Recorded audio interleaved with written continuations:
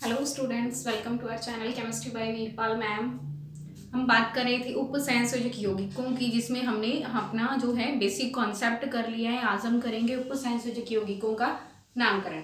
अगर आपने इससे पहले वाली वीडियो नहीं देखी है तो ऊपर आई बटन पर क्लिक कीजिए, आपको वीडियो दिख जाएगी। क्योंकि ये वीडियो लेक्चर करने से पहले आपको वो वीडियो देखनी बहुत ज़रूरी है, क्योंकि जब तक आप वो नहीं देखोगे आपको ये वीडियो लेक्चर जो है समझ नहीं आएगा। तो स्टार्ट करते हैं उपसंयोजक यौगिकों का नामकरण। नामकरण में आपको ये देखना है कि हमारा जो संकुल है ये दो तरीके से होगा। या तो संकुल धनात्मक होगा, धनात्मक उदासीन, ठीक है, या फिर संकुल होगा ऋणात्मक। अगर संकुल धनात्मक है तो हमारे पास जो केंद्रीय धातु आयन है उसका नाम वैसे का वैसा ही लिखा जाएगा। और अगर संकुल ऋणात्मक है तो केंद्रीय धातु आयन के नाम के आगे क्या लग जाएगा? 8 लग जाएगा। देखो एग्जांपल कि जैसे हमने लिया कि यहाँ लेते हैं पहले K4FeCN6, ये है हमारे पास। तो अब देखो ये आयन मंडल है और ये समन्वय मंडल है। अब आयन मंडल पहले आ रहा है, मतलब हमारा जो समन्वय मंडल है, जो संकुल है, वो ऋणात्मक है। और जब संकुल ऋणात्मक हो तो केंद्रीय धातु आयन के नाम के आगे क्या लग जाता है? 8। अब यहां हम इसको आयरन नहीं लिखेंगे, हम क्या लिखेंगे? फेरेट, ठीक है। और अगर कुछ ऐसा हो कि जैसे हमने लिया FeEN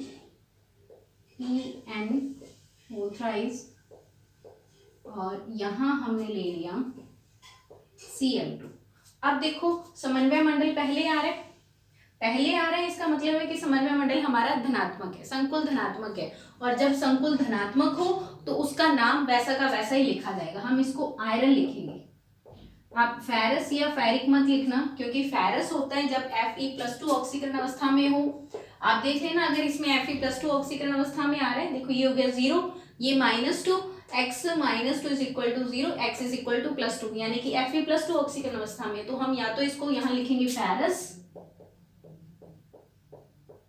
और यहाँ लिखेंगे आयरन। और अगर ये ऐसा होता कि हमने लिया FeEN की होल थ्राइस और Cl3, इस केस में Fe का ऑक्सीकरण अंक यहाँ है Fe+2 और यहाँ होगा Fe+3 है, तो हम इसको फेरिक या आयरन दोनों लिख सकते हैं।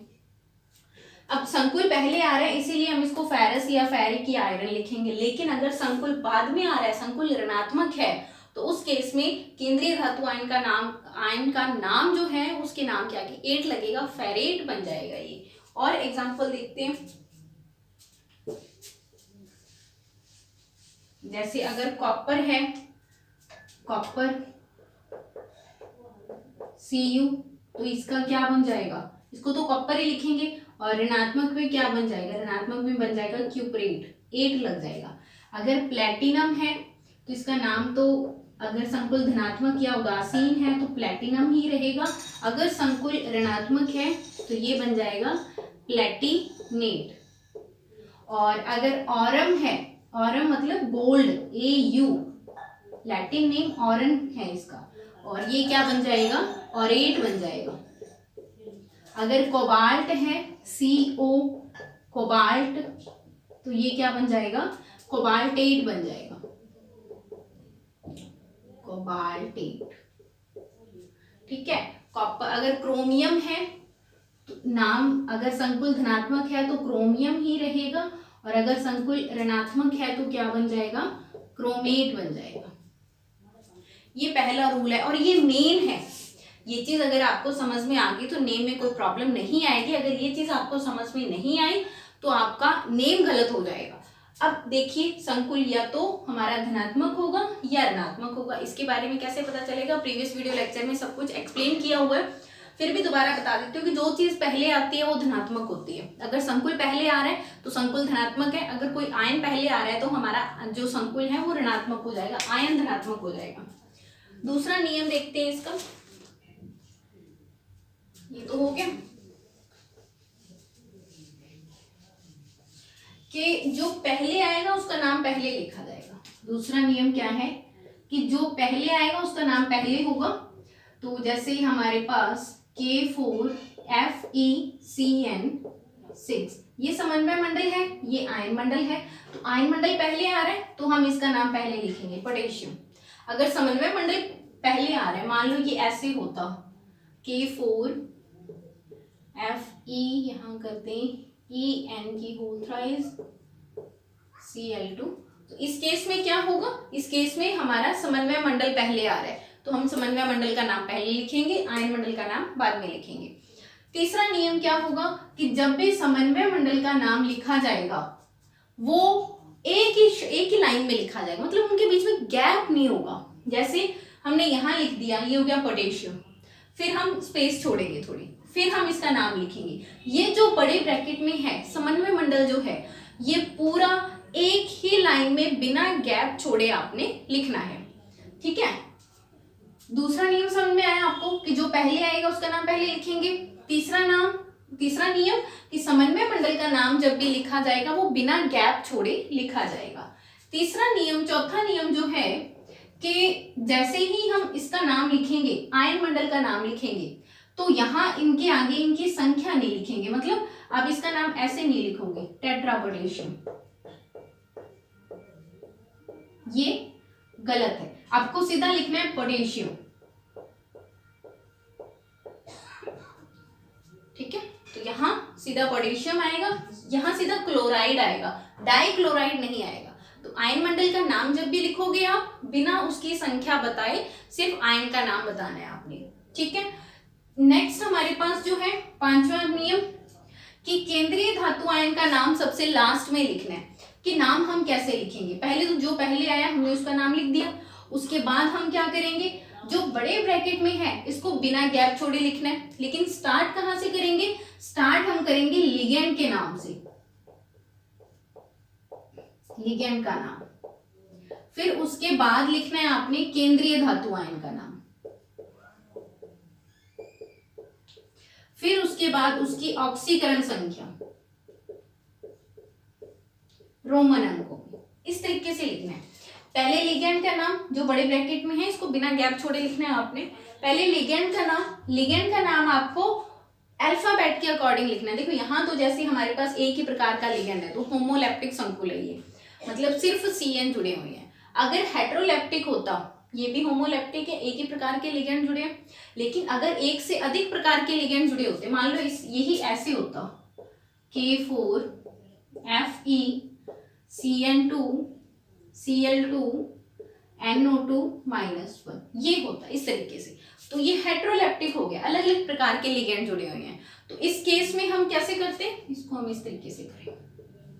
तो अब हम इसका नाम कैसे लिखेंगे, इसका नाम अब देखो अल्फाबेट के अकॉर्डिंग लिखा जाएगा। देखो कैसे, पहले लिगेंड का नाम, ये साइनो है C से, ये क्लोरो है ये भी C से, लेकिन C के बाद H आएगा, ये नाइट्रो है N से। अब देखो अल्फाबेट के अकॉर्डिंग C पहले आएगा, ये भी C है ये भी C है। सेकेंड वर्ड देखेंगे H है Y है, H पहले आएगा तो इसका नाम पहले आएगा क्लोरो, फिर साइनो, फिर नाइट्रो, लेकिन इनके नाम से पहले इनकी संख्या, जैसे डाइक्लोरो, डाइसाइनो, डाइनाइट्रो, फिर केंद्रीय धातु आयन का नाम। अब केंद्रीय धातु आयन के अंदर हमारा संकुल बाद में आ रहा है, मतलब संकुल ऋणात्मक है तो हम इसको लिखेंगे फेरेट। फेरेट लिखने के बाद हम इसका ऑक्सीकरण अंक डालेंगे और फिर ये नाम पूरा हो जाएगा। समझ में आई बात? तो एक बार फिर से हम सारे रूल्स को देखते हैं, एक एग्जांपल लेके हम इनके नेम लिखेंगे। जैसे एक एग्जांपल हमने लिया AgNH3 की whole twice +1, AgNH3 whole twice, संकुल पर चार्ज है +1।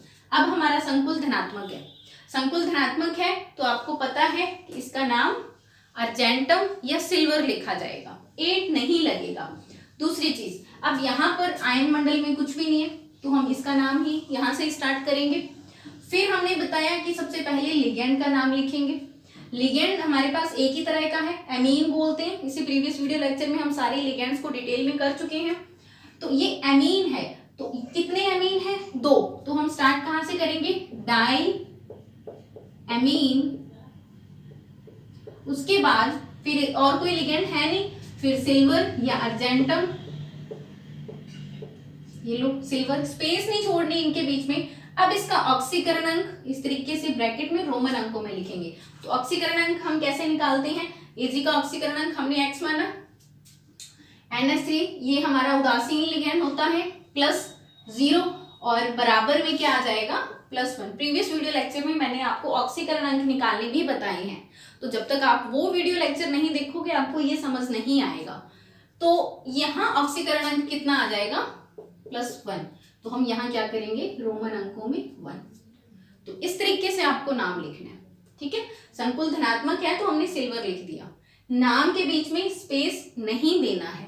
सबसे पहले लिगैंड का नाम लिखना है जो कि अल्फाबेट के अकॉर्डिंग आएगा, फिर सिल्वर। इस टॉपिक पर हम बहुत सारे एग्जाम्पल करेंगे। आपको क्या करना है, मैं यहाँ बोर्ड पर एग्जाम्पल लिखूंगी, आपको उसको पॉज करना है, उसका नेम लिखना है, बाद में मैच करना है। आप देखिए आपके कितने % क्वेश्चन सही होते हैं, ठीक है। तो सेकेंड एग्जाम्पल हम करते हैं।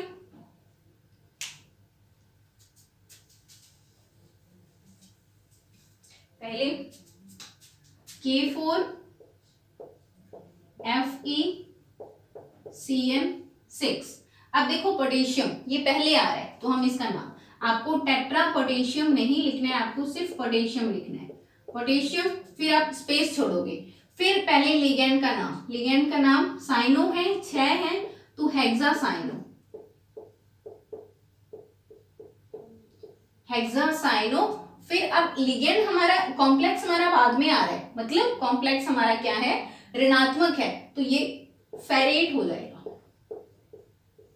फेरेट। अब ऑक्सीकरण अंक यहां देखते हैं, इसका +4 हो गया, ये x, ये -6 is equal to 0, x -2 is equal to 0 और x इज इक्वल टू +2। तो ऑक्सीकरण अंक कितना आया सेकेंड। तो ये हो गया ना।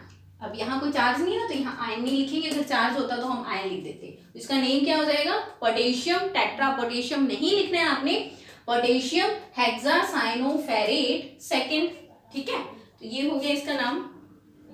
और अगर हमारे पास ये फॉर्मूला कुछ ऐसा होता तो आप इसका नेम लिख के देखिए पहले, FeCN6। तो अभी क्या नेम होगा देखो, पोटेशियम, पोटेशियम, फिर है हेक्सासाइनो,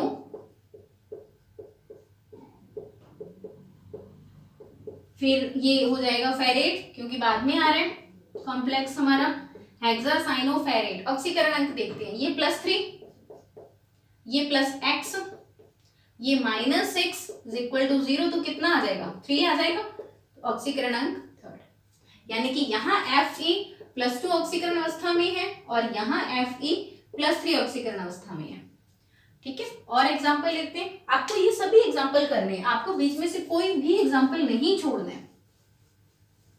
हाँ जी, नेक्स्ट हम एग्जाम्पल लेते हैं।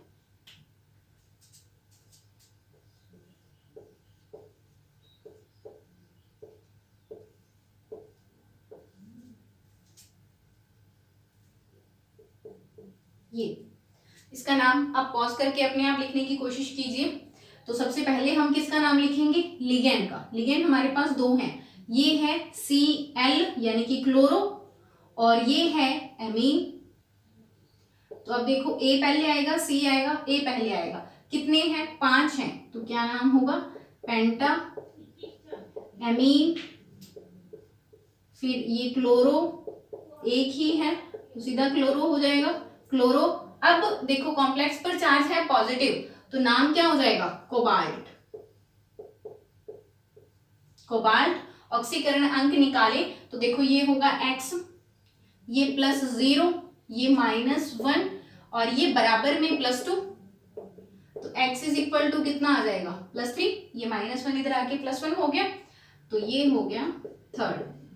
अब देखो चार्ज है ना इस पर, अब ये आयन के रूप में है तो थर्ड आयन, ठीक है। तो penta amine chloro cobalt third ion.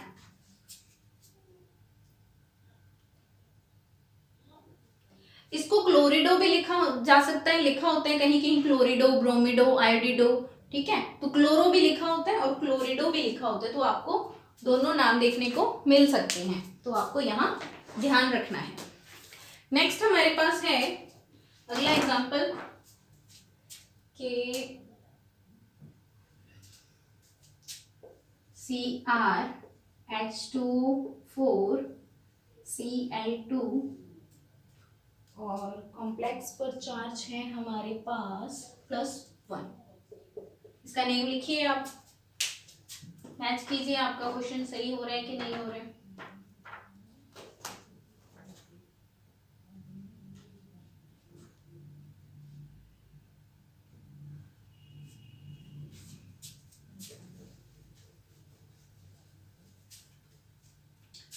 तो सबसे पहले हमारा संकुल धनात्मक है, ठीक है। उसके बाद हम लिगैंड का नाम, इसको बोलते हैं एक्वा, ए से लिखते हैं। और ये क्लोरिडो या क्लोरो, इसको सी से लिखते हैं। तो ये क्या हो जाएगा, ए पहले आएगा या सी पहले आएगा? बिल्कुल ए पहले आएगा। तो नेम होगा tetra chloro, tetra aqua, tetra aqua. दो हैं तो die chloro, die chloro. Complex हमारा पॉजिटिव है तो क्रोमियम, ऑक्सीकरण अंक लिखेंगे आगे। इसका होता है -2, बराबर हो गया ये 1, ये -2 इधर जाके +2 हो गया, तो टोटल ऑक्सीकरण अंक 3 होगा। ये थर्ड, इस पर कॉम्प्लेक्स पर चार्ज आया है तो ये एक आयन के रूप में है, तो थर्ड आयन हो जाएगा। Tetra aqua die chloro chromium, third ion. और देखते हैं एग्जांपल। PtCl4 कॉम्प्लेक्स पर चार्ज है -2। अब हमारा कॉम्प्लेक्स जो है, जो संकुल है, वो ऋणात्मक है। तो पहले हम लिगैंड का नाम लिखेंगे टेट्रा क्लोरो, फिर अब इसको प्लेटिनम लिखा जाएगा या प्लेटिनेट? प्लेटिनेट लिखा जाएगा क्योंकि कॉम्प्लेक्स नेगेटिव है, तो ये हो जाएगा प्लेटिनेट। फिर ऑक्सीकरण अंक ये हो गया x -4 = -2 और x = -2 + 4, तो क्या आ जाएगा +2, सेकेंड आयन।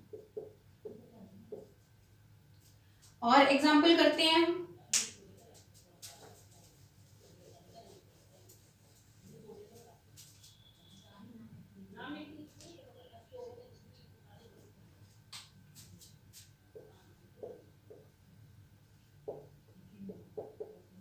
ये हमारा कॉम्प्लेक्स है। अब देखो हमारा कॉम्प्लेक्स ऋणात्मक है, आयन मंडल पहले है ना, समन्वय मंडल बाद में है, तो कॉम्प्लेक्स नेगेटिव है। तो पहले हम इसका नाम लिखेंगे सोडियम, उसके बाद लिगैंड का नाम डाइसाइनो,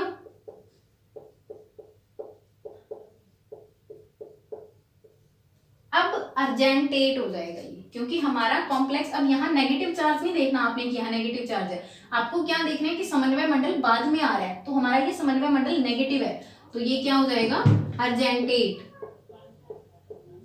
अर्जेंटेट। और अब ऑक्सीकरण अंक निकाले, ये हो गया +1 + x -2 = 0, तो कितना आ जाएगा +1। अब आयन नहीं लगाना आपने क्योंकि इसके आगे एक पॉजिटिव आयन दिया हुआ है। समझ गए आप लोग? और एग्जांपल करते हैं। नेक्स्ट हमारे पास है CrF6 कॉम्प्लेक्स पर चार्ज है -3। इसका नेम लिखिए आप अपने आप, क्या हो जाएगा हेक्साफ्लोरो, हेक्साफ्लोरो, फिर क्रोमियम, क्रोमियम। अब देखो क्रोमियम होगा या क्रोमेट होगा? बिल्कुल क्रोमेट होगा, तो यहाँ क्या आ जाएगा क्रोमेट। थर्ड हो जाएगा ना, ये हो गया x -6 = -3, -6 इधर आ गया +6 और ये +3 बन गया ये आयन। और एग्जांपल करते हैं। आप इसमें से एक भी एग्जांपल आपने छोड़ना नहीं है, सारे के सारे एग्जांपल करने हैं आपने। नेक्स्ट है AuCN4 कॉम्प्लेक्स पर चार्ज है -1। अभी इसका नेम क्या हो जाएगा, लिख के देखिए आप लोग। ये होगा टेट्रा साइनो, फिर ऑरेट, ऑक्सीकरण x -4 इज इक्वल टू -1, -1 + 4 + 3 हो गया, ये थर्ड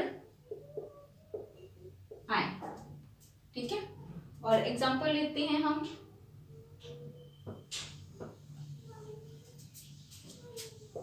KTT Cl3 NH3, इसका नेम लिखिए आप लोग।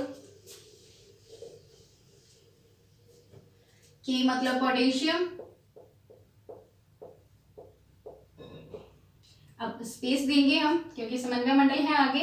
अब देखिए ये एमीन है और ये क्लोरो है, C से और A से, तो हम लिखेंगे एमीन, एक ही है तो सीधा एमीन होगा, और ये ट्राइक्लोरो,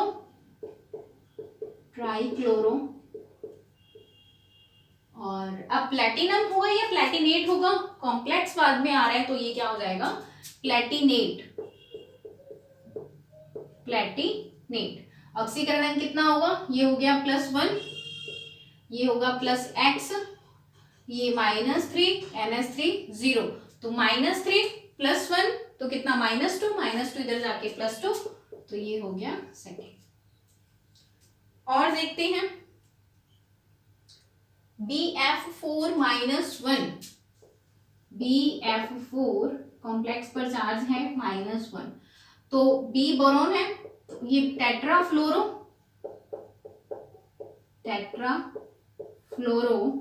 और ये बोरोन है तो नेगेटिव चार्ज होने के कारण बन गया बोरेट। ऑक्सीकरण ये -4 और ये बराबर में -1 -4 इधर आ गया, +4 हो गया, तो कितना आ गया 3, थर्ड आयन। ठीक है, नेक्स्ट अगर हम बात करें NiCO4,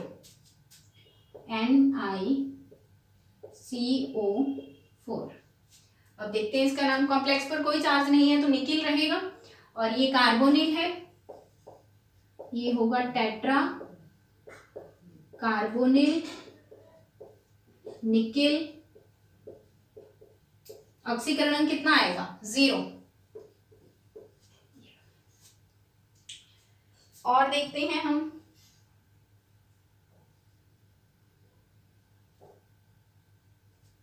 CuGly ग्लाइसिनेटो, तो ये है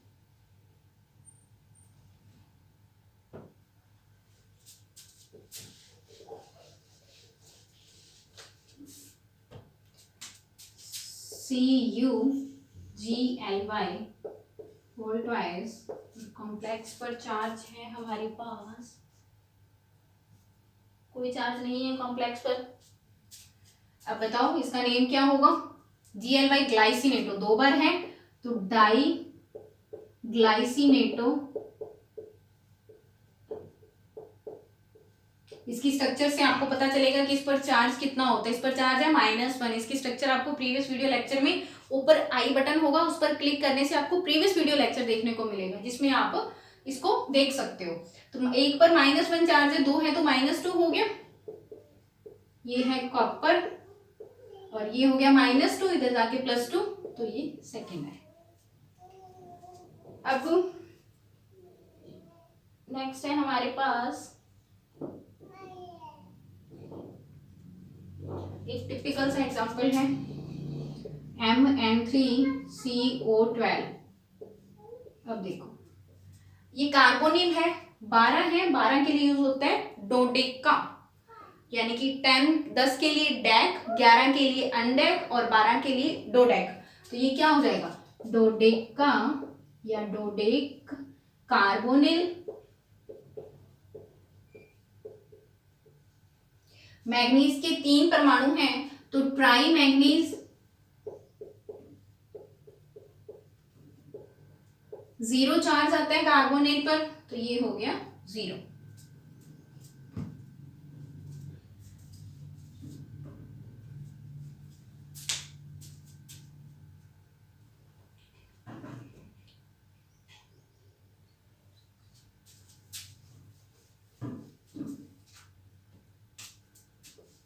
CONH3 5 COF6।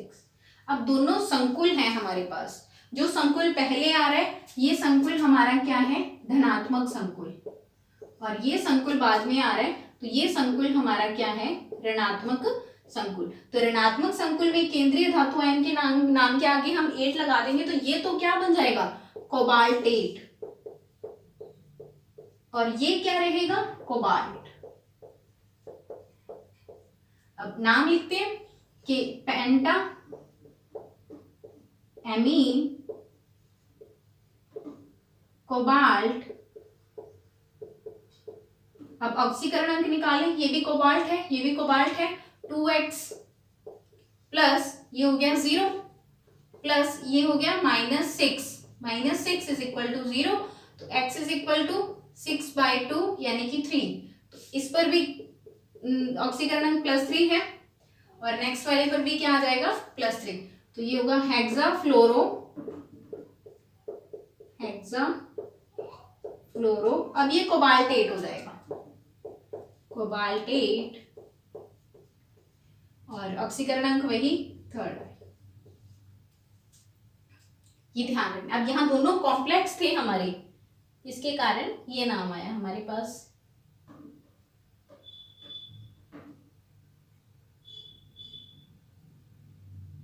नेक्स्ट है, अगर अलग अलग है, जैसे हमने एक एग्जांपल लिया कि CO एग्जांपल दिया हुआ CONH3 4Cl2, NH3 4Cl2, ये कॉम्प्लेक्स, दूसरा कॉम्प्लेक्स है Cr और इसके अंदर है CN6।